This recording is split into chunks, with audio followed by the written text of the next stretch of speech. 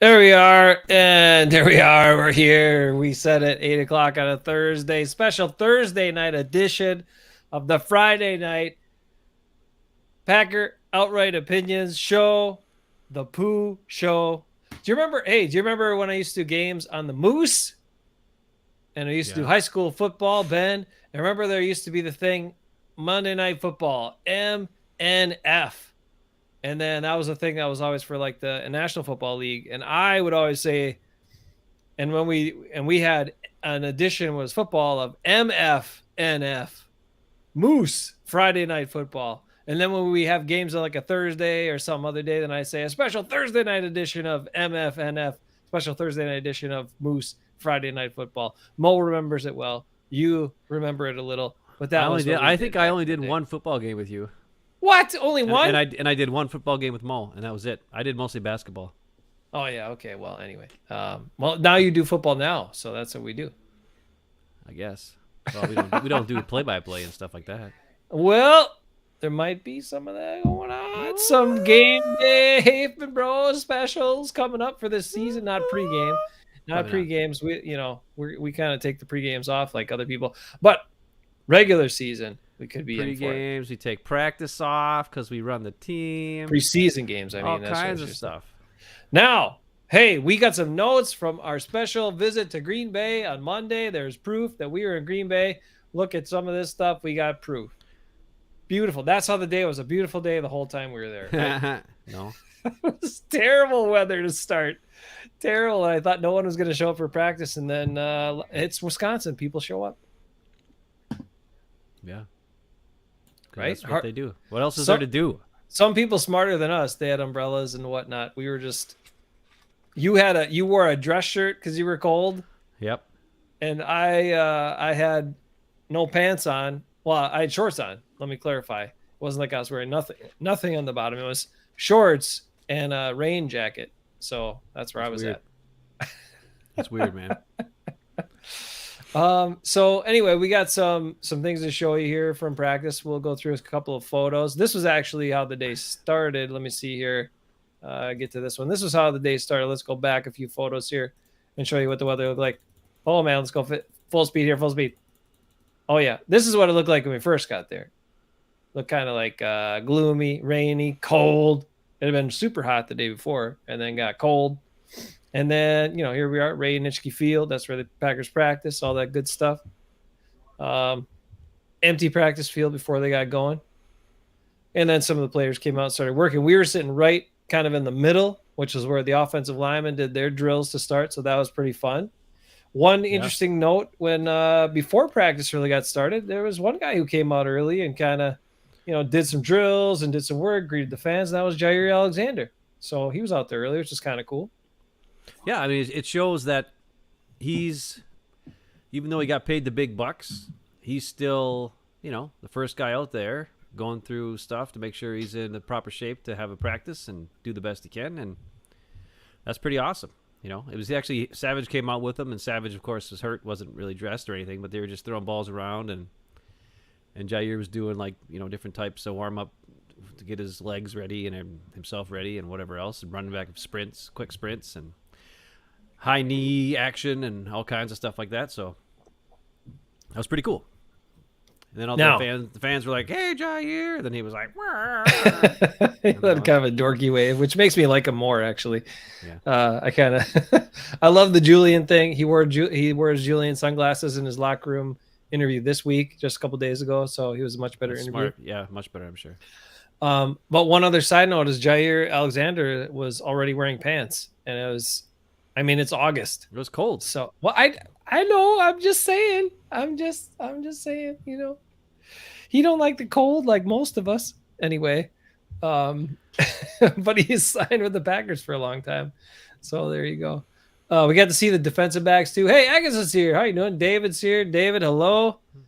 Ready for some good insight from us? Maybe bad insight. Agus is in the house. Agus finally not fishing. He's finally back on the attack here to check out our show. So let's give you some notes here. We've got some video pieces too that we legally took. They are ours. I own the rights to these videos and these photos. If anyone ever wanted to use them, they should credit me or the Pooh show specifically if they want to. That's up to them. But anyway, that's legit. These are not someone else's photos or videos.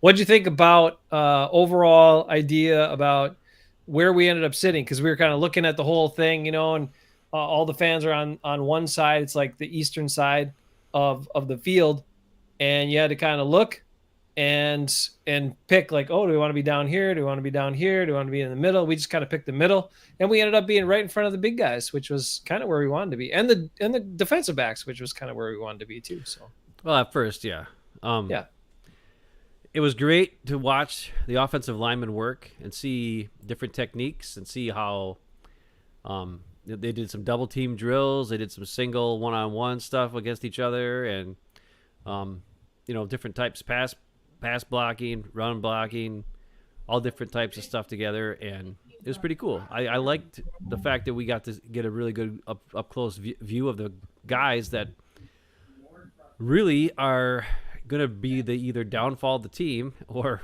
could possibly be good enough for us to survive. I think that the offensive line is the key to how well this Packer team can do this season. And right now, based on what we've seen in practice and what we're hearing from everybody who's been there every day, is it's pretty rough. Now, however, I guess yesterday they had a decent practice. They did pretty good. They opened up some holes in the running game, but they're still rough in pass protection. But later on in the day when they had the team drills, and then they also did the drills where offensive lineman against defensive lineman, we saw that pretty good. But there's a lot of guys kind of standing around in our way. It was hard to kind of see what was going on some things. And I certainly couldn't. I had very little view of what was going on in the secondary as far as, once they were doing team drills and stuff. So I don't know how good the coverage was. All I know is this. It seemed to me the defensive line destroyed the offensive line a lot. Rodgers seemed to just dump the ball off all the time or just throw it away or not really complete anything. Most of the time, Jordan Love would kind of extend plays, but he really got sacked. I mean, it would have been a sack most of the time. And then he kind of just kept the play going, so it actually looked nice. But Rodgers seemed to do it like it was legit. Like if somebody got back there, he kind of was like crap, and then he threw it away. And he was visibly frustrated at times. I could tell. But as far as us, what we wanted to see, I mean, our key, what we wanted to see was offensive line, and I think we got a good look at that. Let's take a peek at some of those things you were talking about. There's some drills, there's some stuff, and then we'll go into a little bit more bigger picture in the team. Because it was a rough practice for the offense. The defense looked dominant. We gave you kind of some of that stuff as our initial thoughts after with our shorter videos that we put out earlier this week. We've got a couple of things to delve into, but let's first take a look at some of this stuff here from.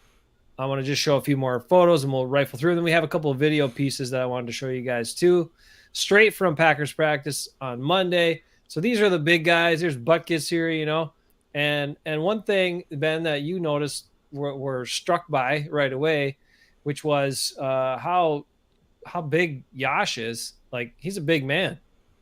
He's a big. Look at him. He and not just your typical kind of flubby offensive line guy. Like he's got some muscles and he doesn't have much of a gun on him, but he's just a big dude.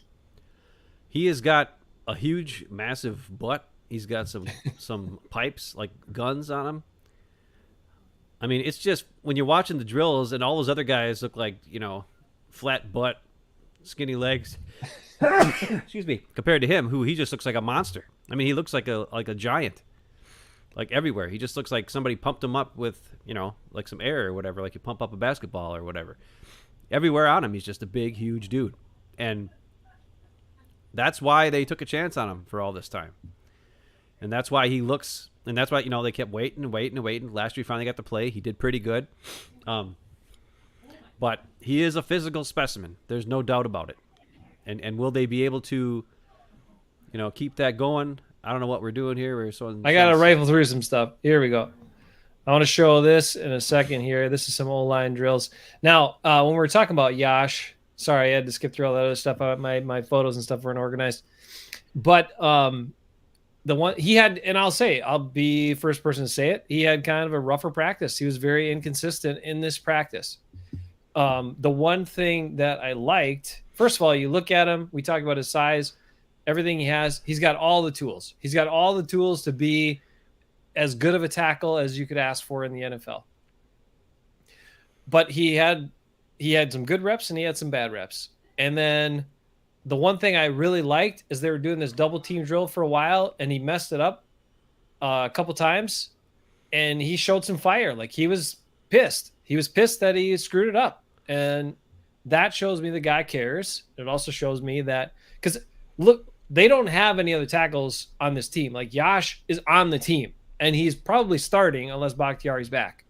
Okay, that's just the way it is. So you've got a guy that's got a secure spot on the team, but in a practice that's just a Monday practice after whatever, he's showing that he gives a crap, and I like that. I like seeing that. So I'm going to go back to my video here. I wanted to jump ahead a second, and then I will share this video because I wanted you to see, as we were talking about Yash, one guy that did impress me, or two guys that impressed me on the offensive line from the drills. One of them was the backup center, Manet, or maybe it's Manet. I'm not sure how you pronounce it. He's from Penn State. Guy has a really good base. He's a little smaller, a little bit lighter, so he might be able to get overpowered potentially. But I do like him as a potential guy if they keep 9 offensive linemen or what have you, depending on how that all shakes out, that he might be a really good, legitimate backup center for this team behind Josh Myers. So I do like that. Now, speaking of Josh Myers, let's just sneak a peek. I was pretty impressed with him in the drills. Let's say that, in the drills. Here's a drill that they did, and this was, watch Josh Myers' footwork on this drill as we'll play it for you. It's really impressive stuff. He's got good work going here. Watch his feet. Keeps him moving. Nice wide base. Good job. You know, they have this kind of thing at the end of the rep where they'll squat down to kind of reinforce that they should be a little bit lower, and they should. But still, like, in that rep right there, you just see Josh Myers like working the feet, pumping the pistons, and keeping that base. Look how wide that base is. That's a great way to keep your leverage and also be able to move in either direction. So really good work by Josh Myers on the regular drills in this practice. I was pretty impressed. Thoughts? I was too. I was. The only thing I heard that I didn't like is he's got 2 knee braces on. That scares me. For a guy who's in his second year, he's wearing 2 knee braces already. Yikes. But I thought he looked great in the drills. I thought he had command. I thought he had the best feet of anybody. I thought that when he, like on that drill you just showed, he really he used his body to lean forward. Some guys were doing it and they weren't leaning forward. And they had a pretty wide base, and it's like, well, if you have a wide base and you're not leaning forward, you're getting shoved back. You're getting shoved over. Okay? I don't know what they're doing. I know it's practice against other offensive linemen, but it's still practice. So you should be doing what you should be doing in the game. And out of all the guys, I thought Josh Myers looked the best in the drills, in the offensive line drills against other offensive linemen. So yeah, and I was starting to get sold on him. You know, I was like, hey, he looks pretty dang good here. This is looking pretty all right. He looks like a big guy. Like, he looks huge. And Runyon looks pretty tall. Like, they're both 6'5", 6'4". So when you put those two guys along with Yash out there, that's your whole, from center to left tackle. That's a big group of dudes, and they should be able to hold up a little better than what they've been in practice from what we saw. They're not, but I don't know how much of that is they have to help out the other guys or what it is. But you know, I don't know. I was impressed with Josh Myers. Yeah. And Hanson's got a little bit he's got more size to him than some of these other guys. He looked okay. I think a lot of people are saying they think he's going to be our utility guy, our interior utility guy. That's what they're kind of looking at him to be. Well, it's interesting right now because I had a note as well that it looks like, so right now the Packers are not anticipating David Bakhtiari being back. They're not going to count on that. They are, and the starters are going to play. The offensive line starters are going to play in the preseason. Matt LaFleur already said it. So here's what they're going with no Jenkins and no Bakhtiari, who are both wearing leg sleeves and weren't out on the field doing much whatsoever.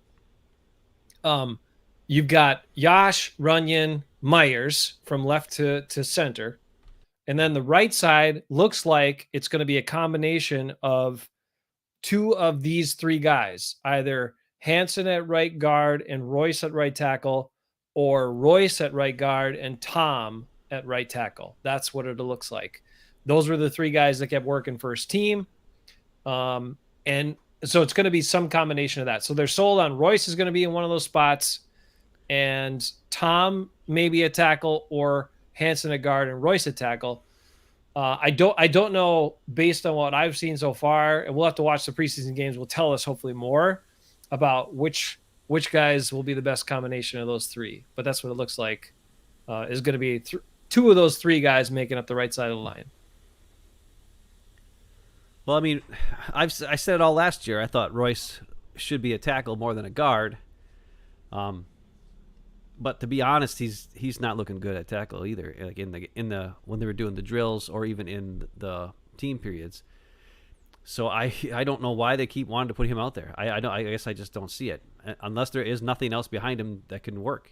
I don't know. Zach Tom looked pretty good too. Like he looked like his technique was pretty good, and he is bigger than I thought he was. He's pretty tall. He's got some size to him. I don't know if he's got enough arm strength or something like that. Like if you look at this picture right here, you can see Hanson's got some pretty long arms compared to Mehmet. Mehmet's got some pretty short arms. I think he might be French. It might be Manet. But well, I know that's usually what you would say if it's French. But as you know, a lot of people come to the United States a long time ago, and then it ends up turning into whatever it is. They say whatever it is. Yeah, I got So you. who Let's knows? watch. I don't know. Let's watch this drill here. This is a cool one. This was a practicing of double team, and you mentioned Runyon before, and Myers looking good. So, this is a practicing of the double team block. So if you look, you've got. So these guys are just standing watching the rep. Butkus is here. You got Runyon next to Myers, and they're going to work on a double team. This would be 61 here. This guy would be your defensive lineman, and this would be your linebacker back here.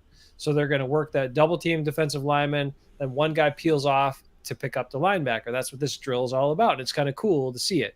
So let's sneak a peek at what that looks like and go from there.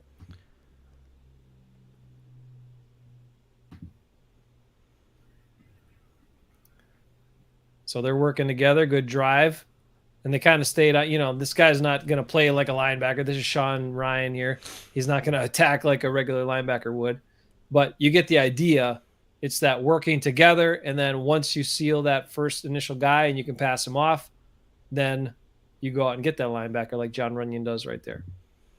Yeah, they showed two different things that happen there. If the guy stays behind and waits for the play, then you have to work. You stay with the initial double team block until you get enough downfield, or Myers has him sold or completed, and then you can move up to the next level. And that second one, you saw how Sean Ryan ran to the outside, and Runyon knew, crap, I got to get there and get to that guy. So he got off the double team block right away to get to the second level to get to the guy he's supposed to block. So that's two different ways, and they probably were told to do that, so they knew it was coming. In a real game, they don't know what's coming. Also, the guy is way faster than Sean Ryan, and he's not going sideways; he's going toward the ball carrier.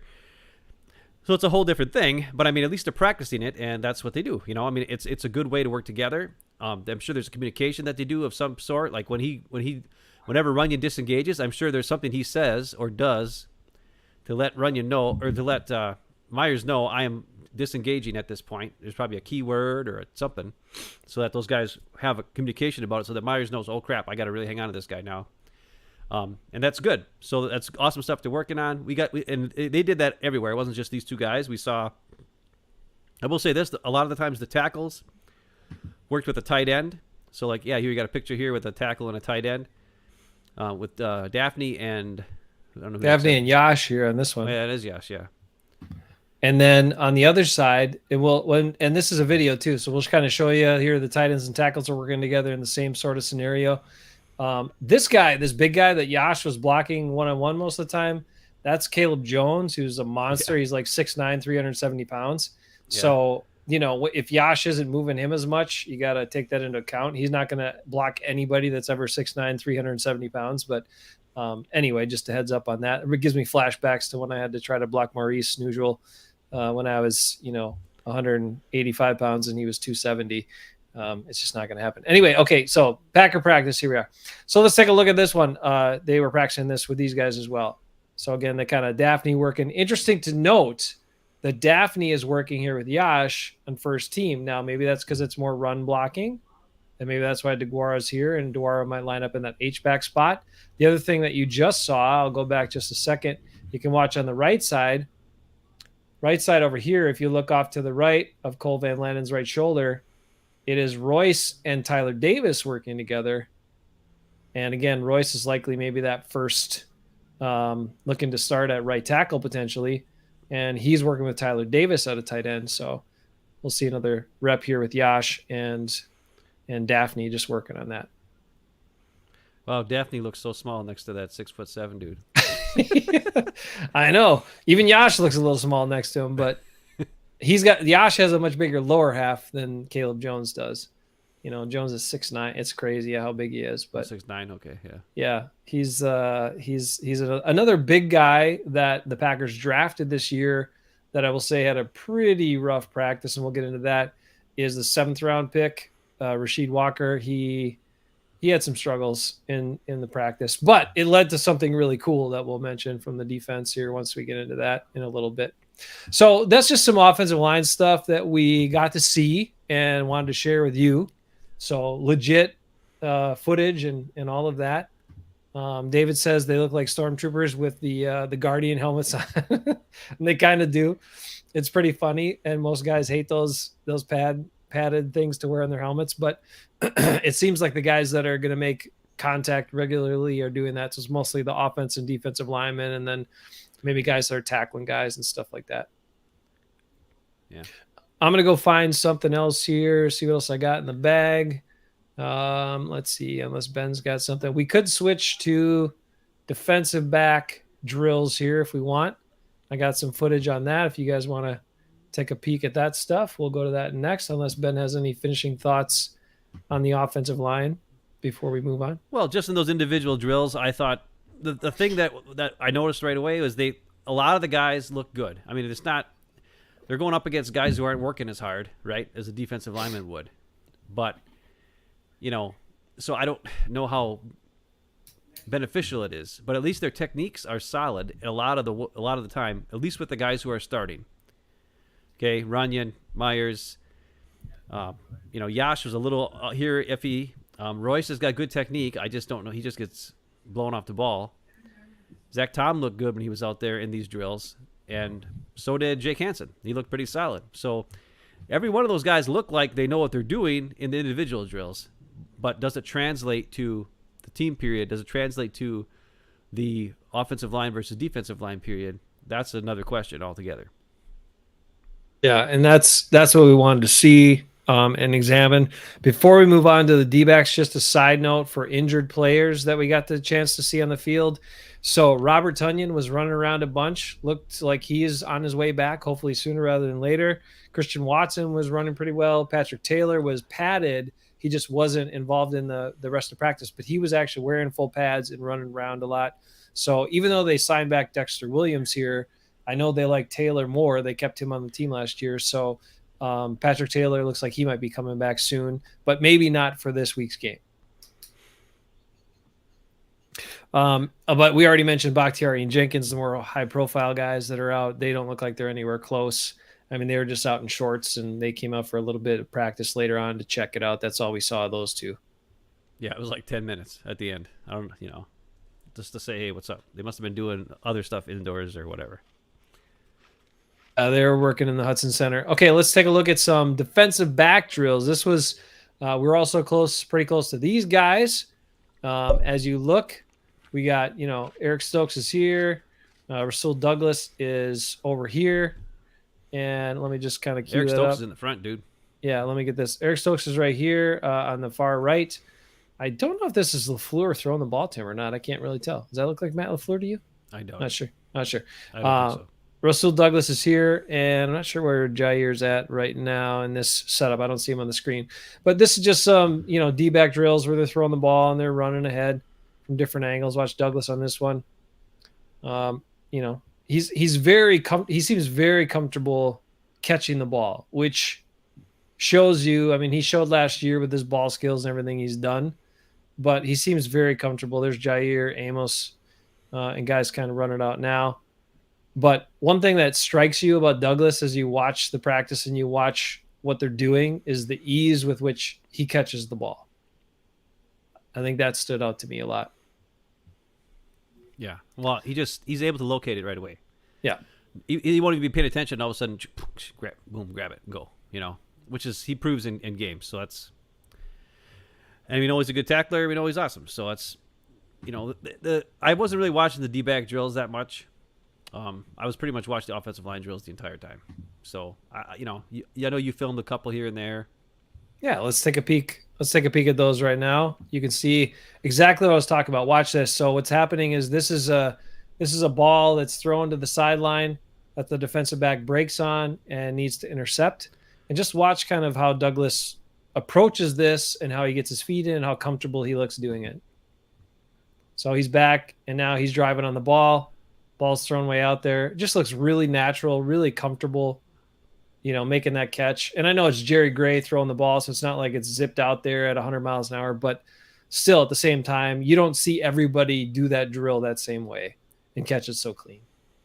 I think I have Jair up here soon. Oh, no, we got a team spot here. I'll find the Jair one and I'll bring that up and show you. Jair also, good ball skills, a guy that you feel pretty comfortable making that play. So I want to show you what that one looks like. Let me find that here while Ben takes a look at what else is going on. Ben, any other thoughts? Well, I mean, it's interesting to see what the plan is moving forward with these guys. I know based on what I hear, Jair, Stokes, and Rasul are not going to play Friday night. So we're going to see a lot of these different corners out there. Kabion Ento, Rico Gafford, all those type of guys. Jamar Jean Charles. Yeah, not a smooth catch as opposed to what Rasul does, but quicker. Still looks, it still looks pretty good. This is Jair's rep at that same drill. He attacks it faster, that's for sure. Yep. So again, just watching those guys, it was nice to see the reps they're doing, the way they're performing the drills, and they are doing a lot of that kind of repping, locating the ball, catching the ball on the move, breaking on the ball, that type of stuff that I think they want those D-backs to be able to do, especially when they're in an attack position, because sometimes you get in that spot where maybe you have your back turned and you're not in an attack position, but when you're playing off, and if you see it and attack it, which again, that was Stokes' strength last year, that's something that I think they really want those guys to improve upon and make even more big plays, more turnovers this season.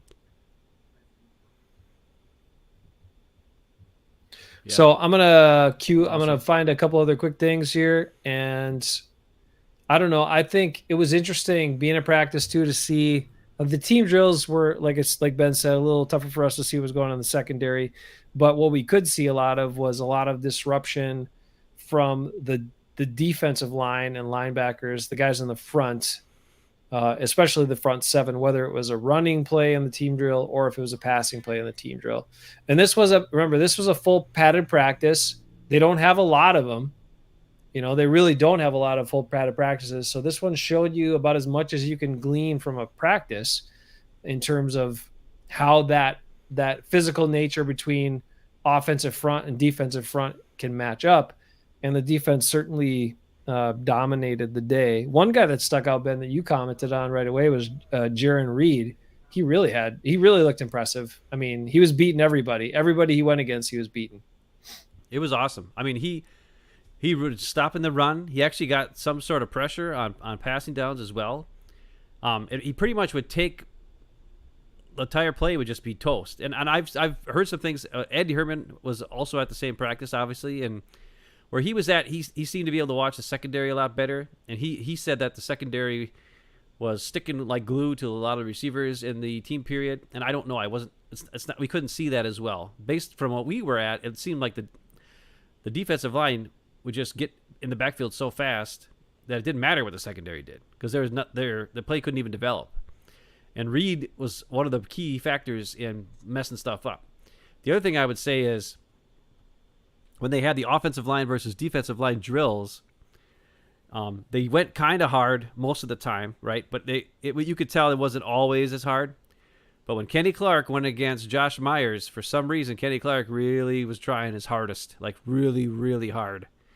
And he got his hand up in his face mask and he shoved him back a good 5 yards the first time. And then the second time, Myers is like, no, we're not having that anymore. And then he got a little bit more chippy. And it was interesting because earlier in the week, I don't know if it was I think it was last week or whatever it was, where they talked to him and they had said that Myers had got the best of Kenny Clark in the one-on-ones, and Kenny Clark didn't seem to take too well to that, saying that Myers got the best of him, and he seemed the most aggressive in the one-on-one drills between defensive line and offensive line, and he did take it to him the first time, but Myers held up the second time. I think Myers was not expecting him to go like all out right away like that, but it was interesting to see because, you know, these guys can't be sugarcoating this crap anymore.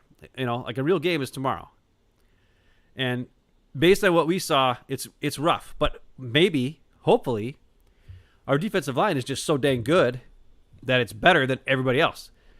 So maybe because these guys are having to face this every time, when they go up against these other guys, they'll hold their own really well because they're so used to these monster guys smacking the crap out of them. But I don't know for sure.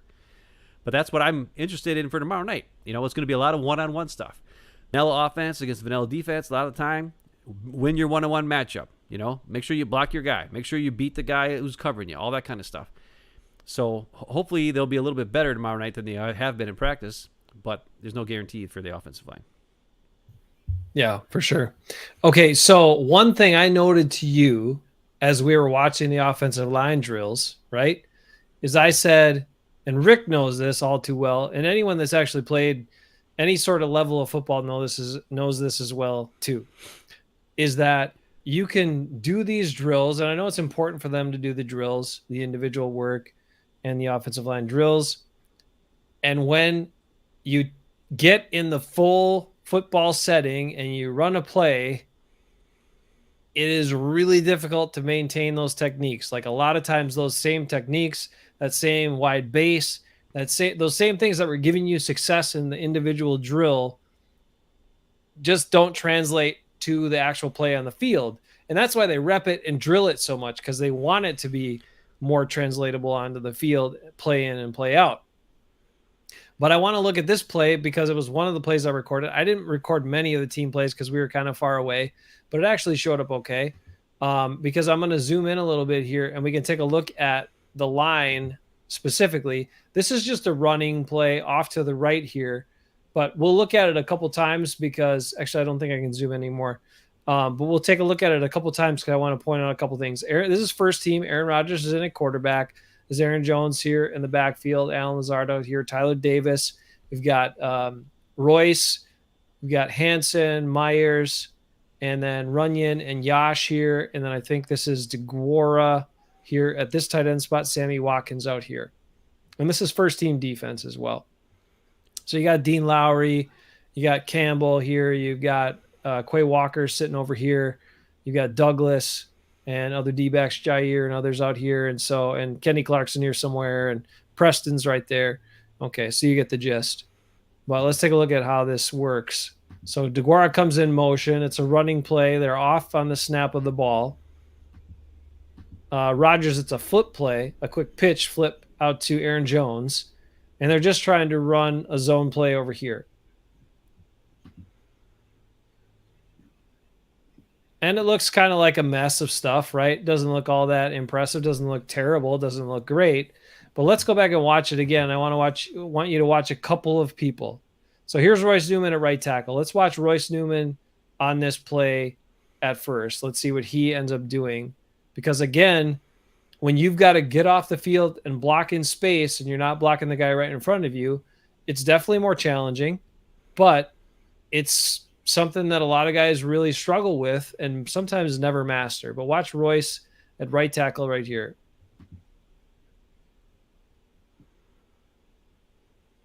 Okay, so he's trying to get Quay Walker. Quay Walker kind of slips, and he kind of just stands around and do nothing. I also Josh Myers, with as great as his technique looked in the individual drills, watch him. He's the center here. Got to kind of follow him. I'll try to pick him up here in a second, but he has an interesting rep here on this play as well.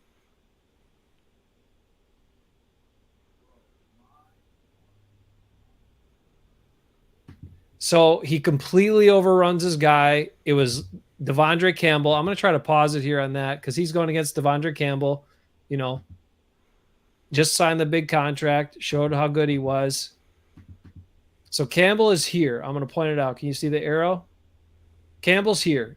Myers is coming at him, right? And this is the difference between doing that drill against a fellow offensive lineman and an actual speed, starting linebacker who could be a Pro Bowler. Look at Campbell setting him up right here. He's leaning to the outside, and watch what he quickly does to him. Sheds him. See you later, Josh Myers. And I'm coming right in for the back right here to stop Aaron Jones. So blocking in space is not easy. 100%. 100%. It's not an easy thing to do. But I told Ben when we were watching the drills, I was like, this is something that is hard to transfer over to when you're actually playing on the field, 11 on 11 in a game or even in a practice. A lot of times those techniques don't transfer over. That's why they drill them all the time. The other thing I would say is when you're watching it on TV, okay, and you're so far up, or even if you're in the stands at Lambeau and you're so far up, things seem to be moving at a pace like you can follow everything for the most part. Like you can, even at full speed, it doesn't look super fast. But being just at the bleacher level here at the practice field, and you're so close to the players, you really see that everything is way faster than you think. Like a split second, you get a little bit off, and you're in trouble.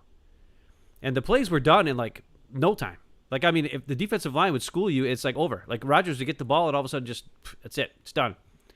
It was like a second or less. And I'm just like, well, what happened there? And it's interesting. It's crazy to think that, and we're in the bleachers, so we're a good, 25, 30 feet away looking at this. And can you imagine what it's like being a guy out there, having to block somebody? And if we think it's going that fast, it's got to be going super duper fast for these guys, especially these young guys who don't have that much experience. Yeah, that was.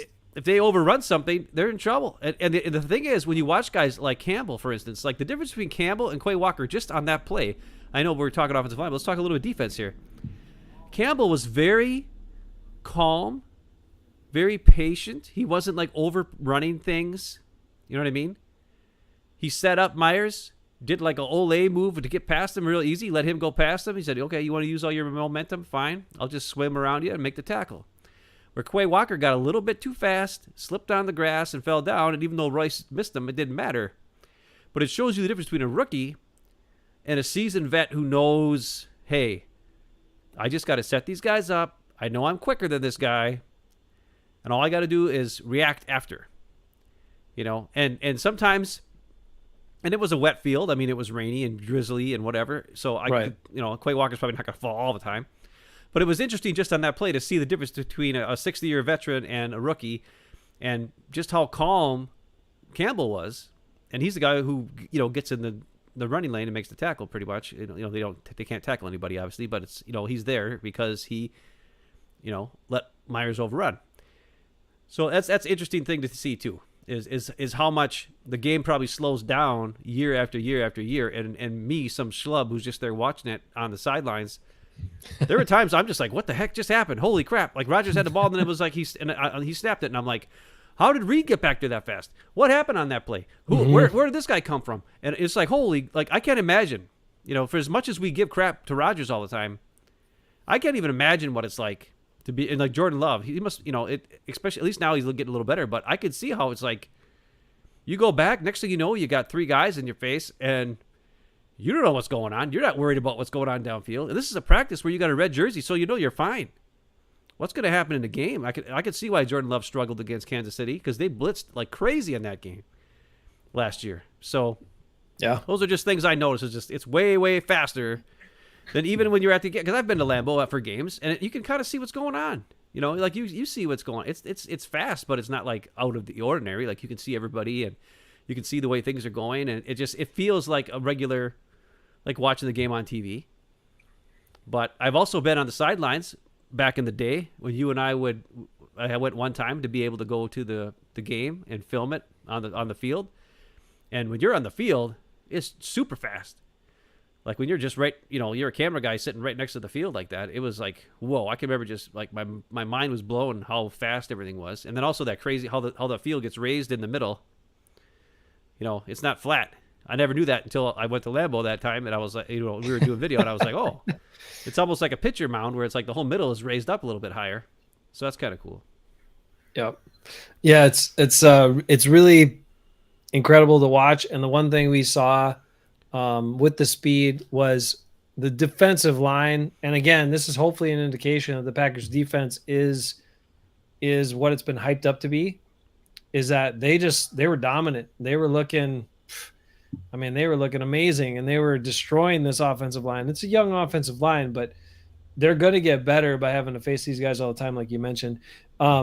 One thing that was cool that we got to witness two other really cool things. And let's go to a couple of quick comments here. I just wanted to say, let's respond to David's about special teams.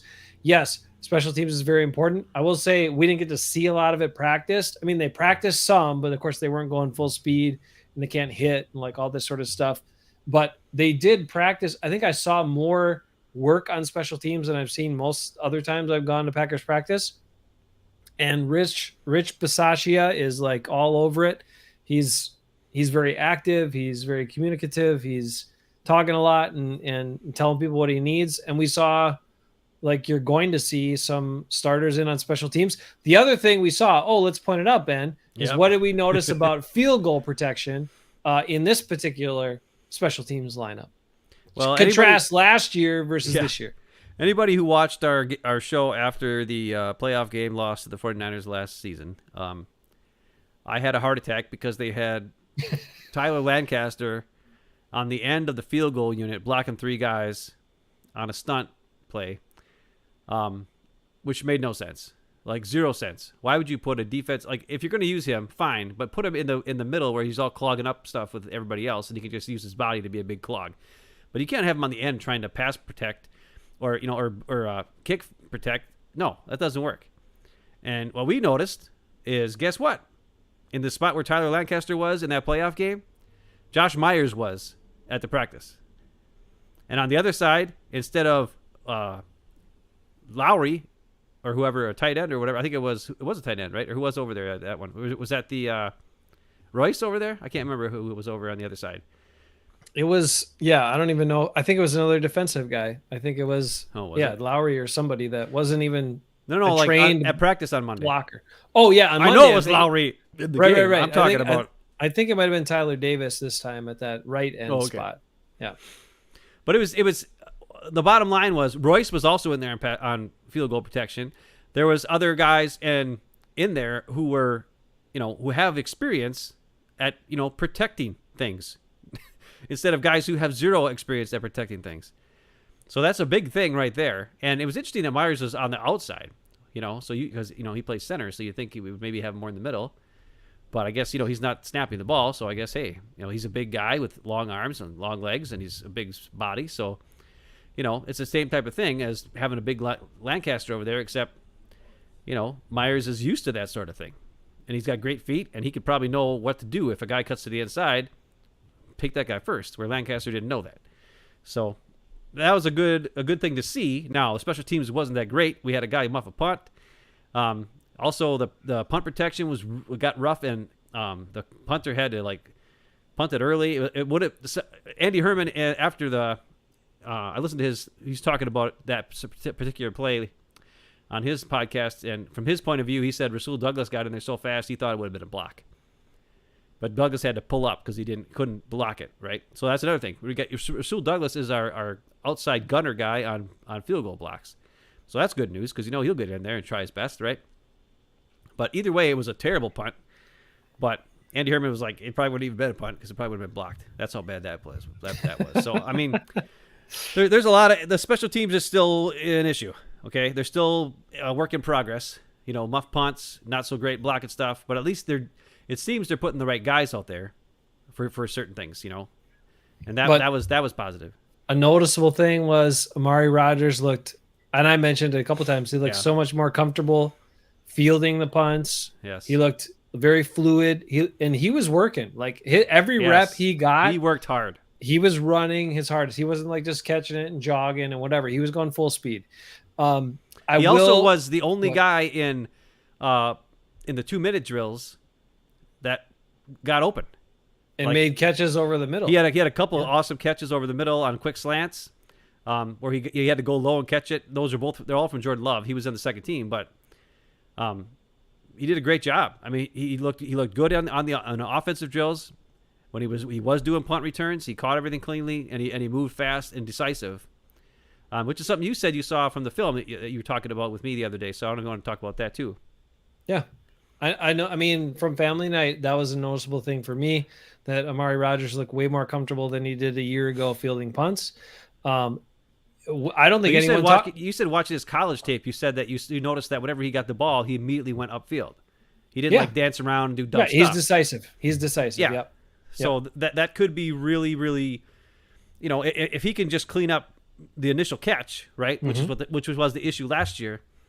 I really would rather see him doing punt returns than Dobbs. It looks to me like Dobbs is half butting it out there. I mean, I'm sorry, but when he catches it, he doesn't have the same pace and the same urgency. And I know it's practice and blah blah blah and all this kind of crap. I don't care. I think Amari Rodgers is going to make the team. He was a 3rd-round pick last year. Goody doesn't cut his 3rd-round picks unless it's the 3rd year, like Jay Sternberger and so forth. But it's one of those things where it's like, hey, this guy wants it. This guy's doing really well. He's proven it. He is decisive. He moves upfield. He looks like he's doing good in regular offensive drills too. I think he's a good fit, and I hope they keep him. I think he can be somewhat of a playmaker and somewhat of a difference maker at times, especially in special teams with his body size, where he's kind of a little bit bigger and he can bounce off guys. He's short, but he's stocky, so that's cool. And I think he looked good. He definitely has. He's probably one of the most likely to break tackles as a receiver and maybe have some yak because of that, be able to be more of a physical runner with the football because he's a little more compact and he's probably shiftier than a lot of the guys too. He's got better balance. Yeah. He's not as fast. Okay. He's not as fast and flashy, but he's got better balance, better base. He's thicker with his legs and hips. And so I think he's better at break tackles. So I'm encouraged for him because it was rough last year. And I think he really got in his head and really got down when he had some struggles in the punt returns. And that was his only opportunity. And put yourself in that position, right? You get only a couple of times a game to be on the field. And this is your one shot. And it's something you haven't done in years because you were a starting receiver at Clemson and blah, blah, blah. Right. And when it didn't go well at times, it had to be really frustrating and make you doubt yourself a bit, no matter how confident of a person you are. So I'm excited for him coming back. I think he looks good. I think he's worked hard, and I think he's the right kind of fit for the teams. And I don't think anyone else pointed that out, Ben, and that was good on you to talk about how impressive he was in the 2-minute drive because he really did. He was the only one that did something, made plays, got open for Jordan Love, and made some tough catches over the middle and made the catches and sprung up and was heads up, sprung up, got the ball up, and was like, okay, let's get lined up. Let's get ready to go because we only have a minute of time to work with here. Yeah, they only gave him a minute 4 seconds with one timeout. That's all they had in that drill. And Jordan Love threw a pick at the end, but there wasn't much there. He had 5 seconds left, and the defense pretty much played like a blanket. There was like 5 guys sitting at the goal line, playing defense. 5 defensive backs just sitting there, and he's trying to squeeze it into a spot, and what's that? Keyshawn Nixon just jumped in front and picked it off. So what are you gonna do? It wasn't like a dumb play. It was just, hey, I got to get this in here. I'm gonna try to throw it in there, and I don't know if he just didn't see Nixon or Nixon was just real quick on the ball and read it and just jumped it. Who knows? But well, Aaron Rodgers was almost picked off by Devondre Campbell as well. Yeah. So Devondre Campbell's had a lot of almost pickoffs this preseason. Mm-hmm. I've heard Andy Herman talk about it a couple times. He's got to start catching these balls. Let's go. Come on, Devondre. You got the big contract now. This is no You can't just have it bounce off your hands like left and right all the time. Let's go, As buddy. It's true, and if you get in position to make the play, make the play. That's what we want to see. Think about that. If you could get inside linebacker that could pick off some balls and be in, really disruptive like that, that could be a huge change for the Packers defense and make them even more dominant. A couple other things. Okay, so Eckes is super excited for the preseason game. Okay, awesome. I'm excited too. Jonathan's here and he says Packers 12-5, and then Eckes points out that LaFleur doesn't know how to win less than 13 games. Well, so far that's been true, and I love to see that everyone's excited about the season. I think there's a lot of optimism here, but I've said this before, and I said it on the radio show. I was on a radio show on Monday reporting to Devil Radio from camp, basically, or from Green Bay after camp. And I gave him the scoop on what we had witnessed. And I told him, I'm like, this might be a different kind of a season. The offense might struggle a bit. You might see some like 9-3, 9-6 victories. You might see stuff like that because this defense might be that good. And if it is, I'm okay with it. I'm good with it. Like, I don't need to score 50 points or 35 points and win football games. Like, I'm okay with a shutdown, close it down defense that makes plays and keeps giving your offense enough opportunities to score some points and win the game. I'm okay with that. Well, what I don't want to see, though, is like a Seahawks NFC Championship game type season where our defense does so well and the other team can't do anything. And then in the second half, we sit on the ball and just run. And the other team knows we're going to run, and we don't do anything but run. And then because of that, the other team has a chance to come back because of a couple dumb fluke plays that we screw up. And the next thing you know, we lose in overtime. You know what I'm saying? Like, I don't want to see that. I want to see put foot on the gas. Let's go. You know what I'm saying? But I also want to see. But I also want to see running the ball. Like, it has to be double. Now the difference is now we have AJ Dillon, who is a guy who can talk about what AJ Dillon looks like in person. Say it. He doesn't look real. He looks like I don't even know what it is. It doesn't look right. He doesn't look like a normal person. It looks physically impossible, right? It just really does. Because his waist is so small. And then his butt is humongous. And his legs are even bigger. I swear his legs are twice the size of his waist.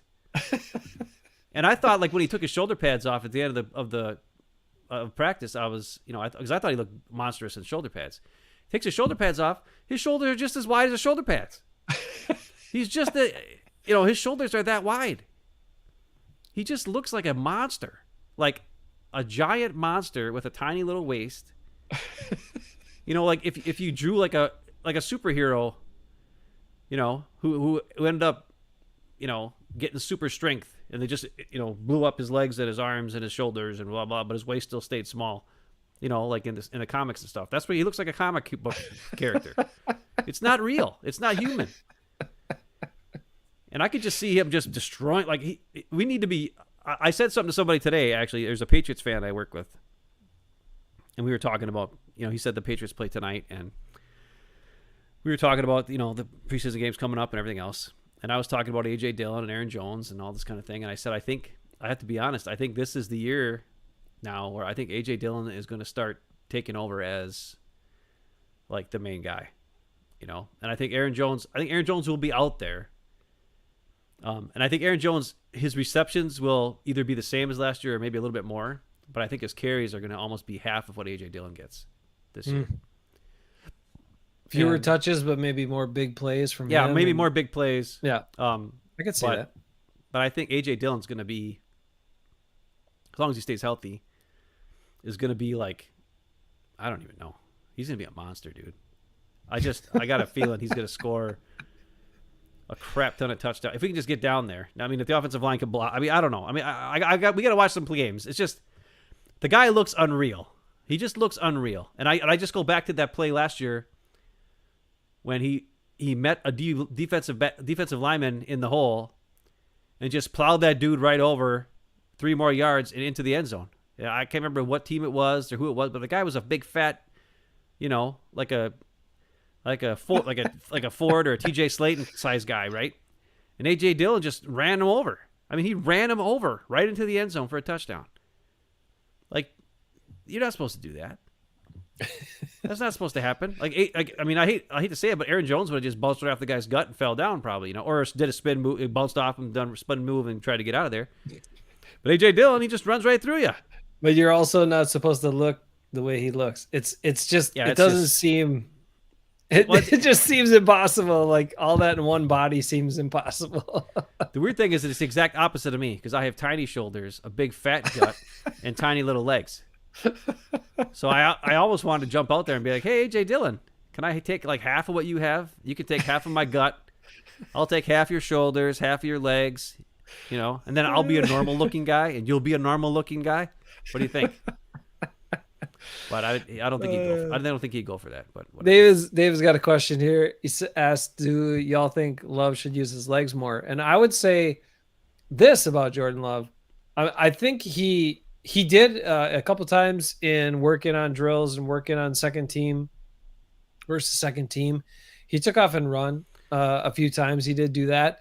I think in practice, obviously, you want to try to run the play, make the pass. In a game situation, it's like do whatever you got to do. I think,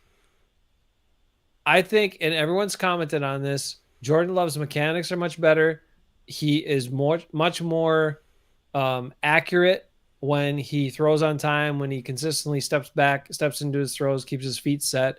I think that's more what they're looking for out of Jordan Love versus using some of the athleticism. And to be honest, he certainly doesn't have wow athleticism. He's not like a great runner. He's athletic enough, but I think Aaron Rodgers is probably just about as good of a runner as Jordan Love is at this point. Aaron Rodgers is a lot older than him. So I don't think Jordan Love has as much running athleticism as a lot of people think, but I think his passing and his base have gotten a lot better under Tom Kenobi. Well, what I would say is I think he still does the Jordan Love, oh crap, here comes a guy in my face, I'm just going to chuck it up and throw a pick. Yes, he does that. He did that in the game. He did that when we were at practice. It wasn't picked. It just was thrown up and, nobody was anywhere near it, but it was still in the field.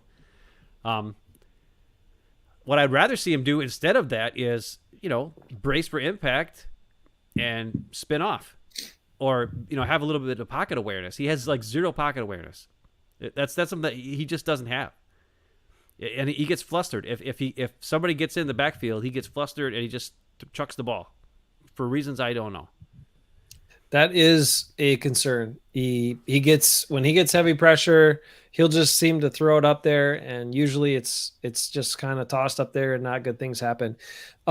Let's make an observation since we were at practice and we also got to see third string quarterback Danny Etling. Yeah, that guy's got some zip on the ball. He's got a pretty good arm. He has. If he's throwing the ball 50 yards, it's got a humongous spiral, awesome zip, perfect spiral. Gets there on a rope. Problem is, if he's throwing the ball 5 yards, humongous spiral, a lot of zip on the ball, gets there in 0.1 second. Like there's one time where number 80, the new tight end they signed, I can't remember what his name is, he's just doing a 5-yard slant, and Danny Etling goes back and throws a 75,000 mile an hour ball at him, and the guy's like, "What the crap?" I just hit him in his hands, like, "Dude, what are you doing?" And they were just, this was after practice was done. They were working, yeah. Yeah, they were working with him, and I can't remember who the other guy. I think it was either it was Samare Toure or some other guy, yeah. And they were just working together on stuff. They wanted to work on things, and he's got like one. He just throws it hard, and it looks great when he throws it hard.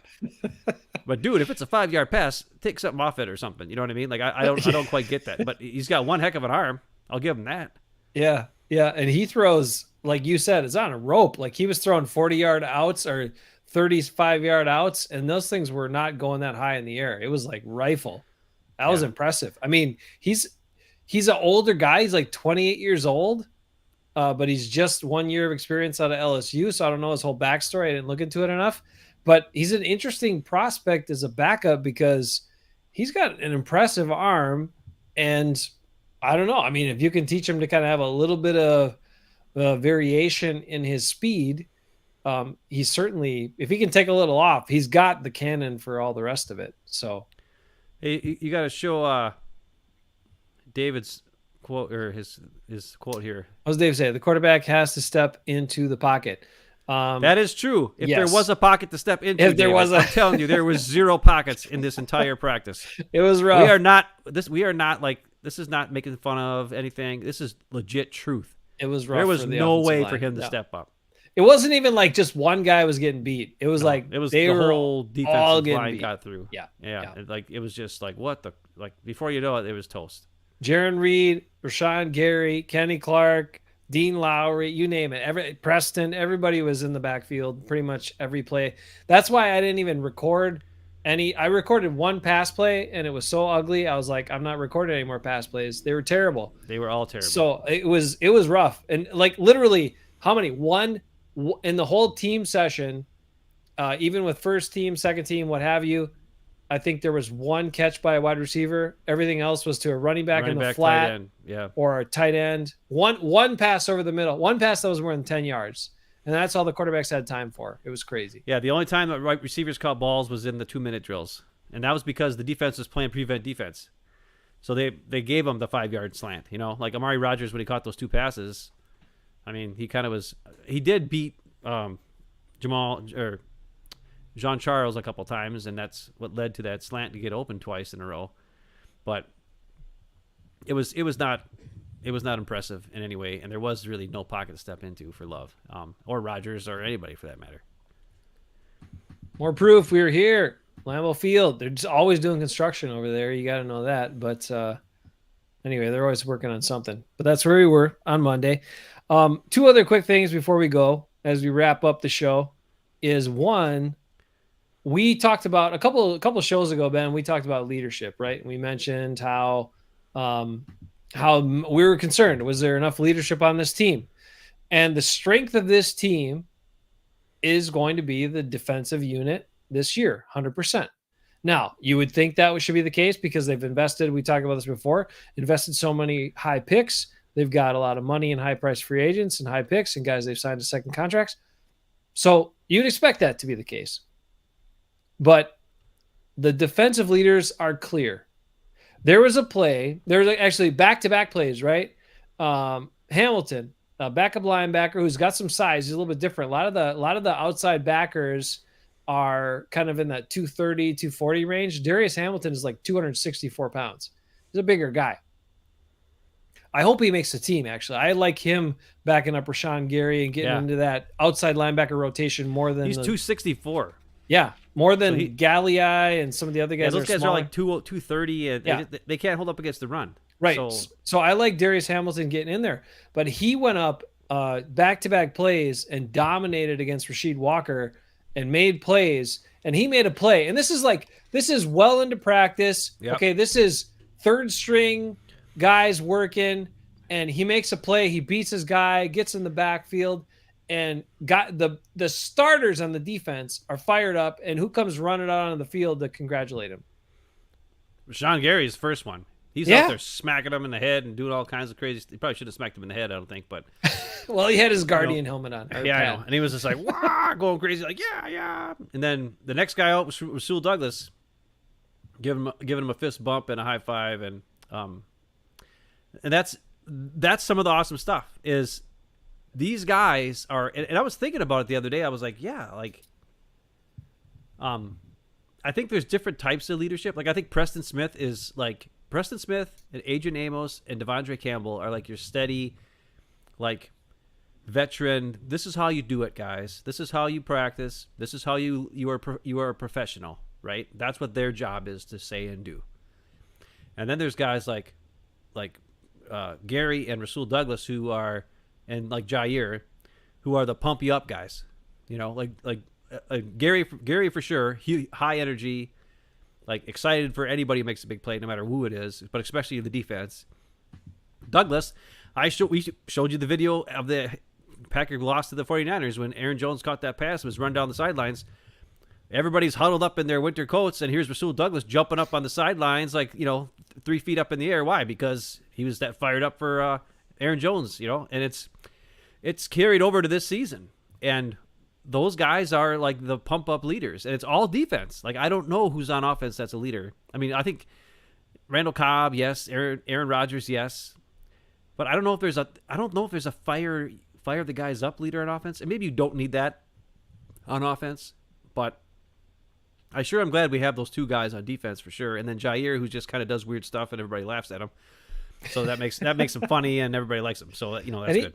And he's got good positive energy. Like he talks a lot. He talks some trash, but he also he keeps it light. So I get it. You need those guys too. You can't just be all Mike Daniels like crazy hardcore yeller guys. You got to have a mixture of stuff. And different people respond to different things. So that's how it works. I would like to see a little more fire from the offense in their leadership. And I know they're not going to get that necessarily from Aaron Rodgers or from some other guys, but there was talk, I don't want to, we're not going to end on this because we want to end on a positive. And there is one more really positive thing to talk about. And Ben will talk about his jersey, which he kind of sneakily, accidentally revealed with a few hand movements there a couple times. But it just brings me back to, as I was watching practice, Ben, and I watch this team and I watch how uncertain they are at the right guard spot. And, if they had spent a little money on Lucas Patrick, he could have been your fire leader guy. They didn't even have to spend that much money. No, just a little bit. Did you see Aaron Rodgers' interview from Tuesday? I did, yeah. The day he didn't practice? Yeah, I did. Jason Wilde said, what are you going to do? He's like, it's not like, in the past you had Lucas Patrick, and you saw Aaron Rodgers. As soon as he said Lucas Patrick, Aaron Rodgers' eyes was like, yeah. He knows, Rodgers knows, Lucas Patrick was a glue guy in more ways than one. And this offensive line unit doesn't have the glue guy at this point. As great as Dave Bakhtiari is, he's not a glue guy. He's on the edge. He's got to worry about his own thing. He doesn't help everybody else out because he's got enough to worry about on his own. And Jenkins he's good, but he's still young. So, and I don't know that Jenkins is a vocal leader or a guy that rallies people and pulls them together. He's not. It's like Myers kind of is forced into being that because he's the center and makes all the calls and all that, but he's only a second-year player. And his quote was, he said, leadership is learned, is what he said. And I disagree.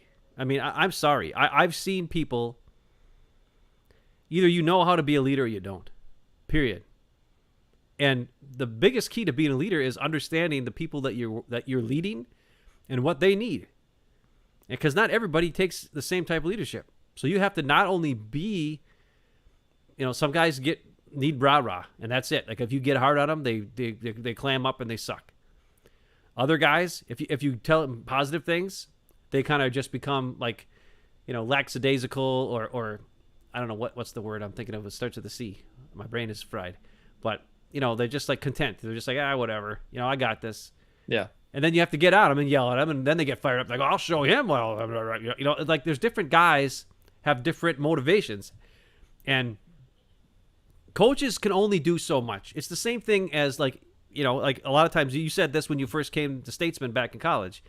It's a lot like a football team, and it was 64 dudes. We were all singer guys, yes. But we had to work together as a team. We all had to learn our parts. Some guys are better than others, and that's just the way it goes. And some guys were more invested than others, and that's the way it is, yes. But everybody had to work together, and everybody had different motivations, but the end goal had to be the same. And as much as the conductor can tell you, hey, this is what I need from you, you need more and more leaders within your group to help kind of convey the message. Right? Because after a while, you tune out the coach, you tune out the conductor, or whoever it is, and it's that group of veterans or leaders or whatever it is that are able to build up the rest of the guys. If somebody needs Lukey Patrick when he was younger, he needed Aaron Rodgers to build him up, and it helped. Aaron Jones, the first time he walked into the huddle at a game, Aaron Rodgers told him, I think you're going to be able to do it today. I think you're going to be able to I'm going to need to count on you, and I think you're the man, or something like that, right? And that stuck with Aaron Jones. That stuck with him forever, and to this day he believes in that, all because Aaron Rodgers did that for him. So Aaron Rodgers is really good on one-on-one, I think, with leadership. Mm-hmm. Mm-hmm. And so that's great. And Rashawn Gary and Rasul Douglas seems to be a lot like Aaron Rodgers and in that same way where he goes one-on-one, helps teach guys. He's a little bit quieter than Gary is, but he kind of goes up and helps out guys and gives them a fire up kind of thing, and that kind of stuff. It's this team is awesome. This team seems really great, and I think the only thing that can derail it is if they can't figure out what's going on with this offensive line. And I'm really looking forward to tomorrow to see how they handle the defense of the 49ers. And I know a lot of their starters aren't going to play either. Like, I'm sure Nick Bosa ain't going to play and all that kind of stuff. But it's like, at least can they look competent and not look like a bunch of ding-dongs out there like they haven't looked like in practice. Yeah, look at that face. That face. I love your hair too. Just kind of, we both need haircuts, but well, the wind just blew, and that's the face I make when I think of the offensive line. I'm like, what is that? What? I will say about going back to the Statesman and seeming like football. I think I first made that correlation because of all the ass slapping that went on. Oh yeah, I think that was my first connection there to like football. Well, that and the farting and the swearing and the stupid jokes and yeah. I mean, it was 64 guys. Like, come on. What do you expect? All right, let's wrap it up here. I got a video. I got a video to share. Oh, you got a video? You got it? Okay. Well, yeah. Where is it? Let's see. Well, you gotta give me the share. Well, do I have it? No. You gotta. We've done this before. Remember, we don't have the share here. You gotta give. Well, can you share it from your screen? If you can't, you hit the share thing. You do. What is it? Share screen. I got to stop my screen. Then maybe you can share yours. You should be able to do share screen to make sure it's open in one of your spots. But anyway, Statesman was an interesting thing. The ass slapping definitely made that. No, but you're right. The rest of it really did too. I think it was interesting to talk to guys and see that interaction. Now, another interaction, and this was Ben and I before we pull this up. Ben and I hung around well after practice was done, right? Because a lot of people left. Everybody leaves the stands. Most of the players left the field. That's how we saw the work with Danny Etling and saw him rifling 5-yard passes to guys that couldn't hang onto the ball because it was too hot. That's how we also saw a couple other things. We were just kind of soaking it in. We're like, we haven't been in Green Bay in 4 years for training camp, so let's soak it in. We went over to Lambeau. We took those pictures. We did some other stuff. We also went to the pro shop. But Ben was inspired to go to the pro shop. I heard him during this, after that we witnessed this late on the practice field, as a couple guys stuck around. And this is leadership. This is really cool to see. And it's also, you got to take into account the player that's helping and the player that's being helped and their positions on the team. And then how much time was spent after practice. So you got video. You bring it up? Oop. Yep. All right. Well, this is just 30 seconds of it. It was probably a good 10 to 15 minutes. But after everybody left the field, these two guys were still out there. And this is what was going on. Earlier on the 2-minute drill. So go back to your window and play it from there. Don't play it from the StreamYard. There you go. We see it. Who are these guys? Who are we looking at? Well, we got Rasul Douglas in the sleeves. And we got Shamar Jean-Charles, who was covering a couple guys in the 2-minute drill, and he got beat by Amari Rodgers a couple times. And they spent 10 to 15 minutes where Douglas was going over, hey, this is what you want to do. If he gets your hand on you, you do this. You get your hands on you here, you do this. You move off. And they were talking like this for 10 to 15 minutes. And just to show you like what was going on here, here's a picture of a close-up, right? And there's the rest of the field. See this? Not a single other player on the field at all over here. Nobody. Just these two guys stayed late. And Douglas is the guy working with them. So it's interesting that that's the kind of stuff you see after practice. That guy who's working with a guy who might be able to take his job someday, but he knows, I want to win. And to win, you got to help out the young guys. And I was looking at the Packers secondary, and I was thinking to myself, well, who is the leader of the secondary, really? And I love Jair, but he's so dang weird, I don't think he could possibly be a mentor type. You know what I mean? Like, he's a great player, but he's just a weirdo. So Rasul Douglas has to be that mentor. There is no Tremont Williams on this team. There is no Charles Woodson on this team. Heck, there isn't even a Kevin King on this team anymore. Or a Chandon Sullivan who's been around for a couple years. Douglas is the leader of the secondary. And that's why I got this jersey right here. What is that? What is that? What is that? Can you see it? Look at that. That's right. I paid way too much money for this jersey. Rasul Douglas. It's up there. It's up there. It's up there. In our preview video where you're trying to keep it a secret, people saw a little bit of the numbers, but they couldn't tell whether it was 28 or 29, even the ones that look close. So there were some guesses on Douglas. There were some guesses on A.J. Dillon because you know your affection for running backs, Ben. Well, yeah. I mean, it goes and back to and Dorsey you Levens. just talked about her. You're the perfect alternate body type of A.J. Dillon that you guys could equal the perfect human if you just would work together as the body type. So that's why some people thought it was A.J. Dillon, but it was not. It was Rasul Douglas. Well, now we have to hope that the Hafeman Brothers curse doesn't happen to Rasul Douglas. If anybody like can overcome it, else. if anybody can overcome it, it's that guy. I hope so. He's overcome a bunch. He's overcome a bunch in his life. So, I believe in him. The guy's a hard worker. The guy does things the right way. He puts in that extra time like that. I mean, helping a guy who, isn't going to see significant playing time, even if he makes the team. Maybe he'd be on the practice squad. But either way, he's a guy that wanted to learn, wanted to work on something, and here's a vet that stuck around and, helped coach him up. So pretty awesome stuff.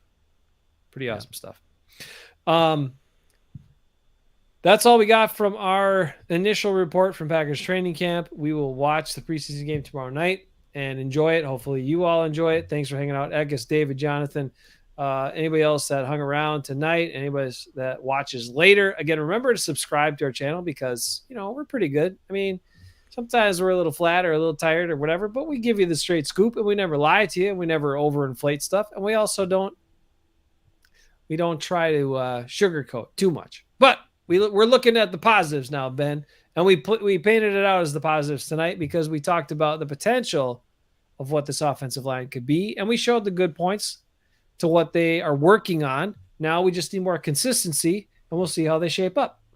But as long as they give the ball to A.J. Dillon, that Greek god will break some tackles, and it doesn't look right.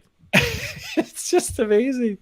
If you've never seen him in person, oh my God, you got to go to Door County and check him out. Or go to Packers practice, I guess, because those are the two places you can find A.J. Dillon.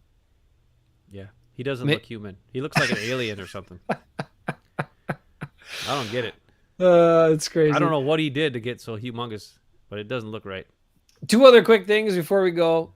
If you have not seen the video that I sent to some guys today about Quinn Miners, the road or back to home or back to whatever it was, I can't remember, but his road to the NFL. It's really awesome. It's really awesome to see what that guy went through in his high school days and everything else. There's a whole recap on it. It's pretty cool. So check that out. Quinn Miners on YouTube, looking at like how he got to the Broncos and how he got to the NFL, what he went through. And secondly, my friend, I'm going to call him my friend, Pio, a Delta Beer Lab. Okay. Black is beautiful. Delta Beer Lab in Madison, Wisconsin. Awesome people, awesome stuff. I talked with Pio today. He's going to be on my radio show this Saturday. So Pio's a great dude, doing some really cool things, trying to help people out, crafting good beer and helping people out at the same time. What else could you do with your life? I think it's a pretty good combination. So hats off to Pio and the team over at Delta Beer Lab. I'll drink your beer anytime, any day. So, okay, be good, stay good. We are not on tomorrow night. Watch the Packers pregame. It'll only be forever because the preseason games take forever in the preseason. And it gets, by the time the second half comes around, nobody gives a crap anymore. So it's. But who should we watch late in the game, Ben? Who are we looking at? What's his name? Darius Hamilton. I want to see how he does because I think would be a good guy to make the team. I want to see how the safety they got from Oakland. I want to see the big guy too, Tariq Carpenter. What does he look like when he plays defense? Because that dude's, but he's a monster. 230 pounds. Like he could be a special teams monster. Yeah, if he's good enough to make the team. Come on. And then we gotta watch the first part and see how long offensive line plays. See how long the starting offensive line plays, because watching the combinations there, watching how they gel, watching how they work, is going to be really important for the success of this year's team. And Jordan Love. See what Jordan Love looks like. Yep. See if Obi Tom is doing his thing with one Jordan Love. That's right. Okay. Peace out. Be good. Stay good. As always, thanks for watching our show. Thanks for being Packers fans. And go, Pack, go. Congratulations, Goody, for another 4 years or 5 years or whatever it was for Brian Gutekunst, GM of the Packers. We'll be back next week, not tomorrow night, next week for more Packers Outright Opinions. Tell me why,